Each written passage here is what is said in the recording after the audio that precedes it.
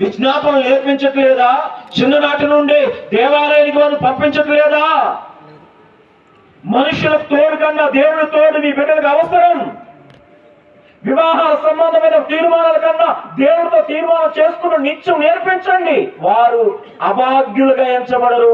వారు ఉన్నతమైన గనులు గల పేరుని నా దేవుడు ఈ లోకంలో వారికి కలుగు చేస్తాడు. ఎప్పుడు? ప్రార్థన చేసినప్పుడు. ఈ మధ్యలో ప్రార్థనకు నొడాలు సహకరించట్లా, ఈ మధ్యలో కాలు సహకరించట్లా, సమయాలు పాటిస్తాం మనం. ఏమండి, ఏదో సంవత్సరానికి 2 మార్లు ఉపవాస ప్రార్థన చేస్తామండి, మేము ఏదో అప్పుడప్పుడు మందిరానికి వస్తామండి, ఆదరణ వేయించుకుంటామండి, కానుకలు ఇస్తామండి, దశభాగాలు ఇస్తామండి, మేము అన్నింటిలో పర్ఫెక్ట్ గా ఉంటామండి. కానీ దేవుని గుండె గాయాలు రేపుతామండి మేము. ఆయనకి ఆయాసకరమైన బతుకుతామని మేము. మా ప్రయాణాల్లోనూ మా మార్గాల్లోనూ మేము నడిచే త్రోవల్లోనూ కొన్నిసార్లు చూడకొన్ని దృశ్యాలు చూస్తామండి. మందిరాన్ని తెచ్చుకొని బైబిల్ ఫోన్లో పెట్టుకొని, ఏదండి బైబిల్లో ఫోన్ పెట్టుకొని చూసేవో భక్తులు లేరంటారా? మీరు మంచోళ్ళే, మా మందిరాల్లో ఉన్నారండి. నేను అంటాను, దేవుని వాక్యానికి దేవుని మనసుకు చోటు సంపాదించుకున్నవాడు ఆయన కంటే ఎక్కువగా దేనిని ప్రేమించడం. మరొక మాట చెప్తున్నాను, ఆయన మనకి తోడే ఉన్నాడు. ఎలా తోడే ఉన్నాడు? శ్రమల్లో, ఇరుకుల్లో, కొలిమిలో, వస్త్రహీనతలో, ఉపద్రవాల్లో, ఏమంటే సముద్రం ఎగసపడుతున్న పరిస్థితుల్లో, మనుషులందరూ ఏకమై వెలివేసిన ఆ పరిస్థితుల్లో నీవు ఎంత, నీ బతుకెంత, నీ స్థాయి ఎంత, మేము గొప్పవారు, మాకున్న హోదా ఇది అన్ని అన్నవారు కూడా నేను వెలివేస్తున్నారా? ఒక చెప్పనా, ధైర్యంగా ఉండు. న్యాయాధిపతుల 6:12 ఆయన అక్కడ గిజ్జోను అనబడుతూ ఆయన కనిపిస్తున్నాడు. ఆయన ఎవరండి? మిజ్జానీలకు భయపడి వారికి కనపడకుండా ఒక వృక్షం కింద కూర్చొని ఒడ్లను అనగా ధాన్యములను అనగా గోధుమలను వదులుతూ ఉన్నాడంట. ఎవరండి ఆయన?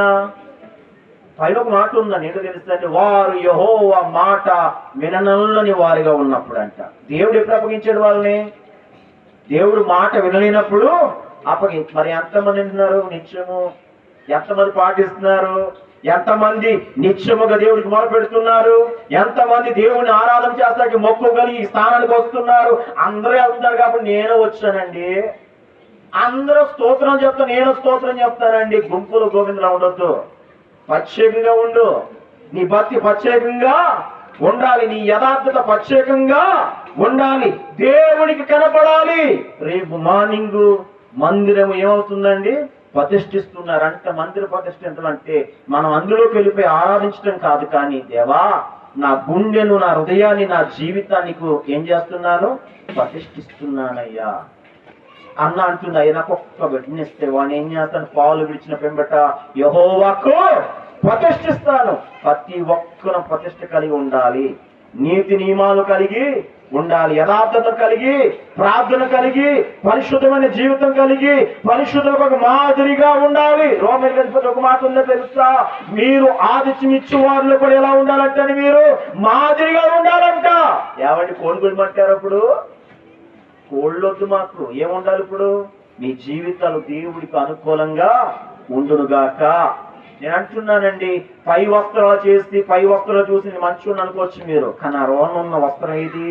అందుకే ఏవేలు అంటాడు కదా, ఓవేలు ద్వారా మాట్లాడతాడు కదా, ఎప్పుడైనా మీరు మనపూర్వకంగా తిరిగి నా యొద్దకు రిటర్న్. ఇక చాలు లోకంలో ఉంది మీరు, ఇక చాలు అటు ఇటు చూసింది, ఇక చాలు మీరు అటు ఇటు తిరిగారు.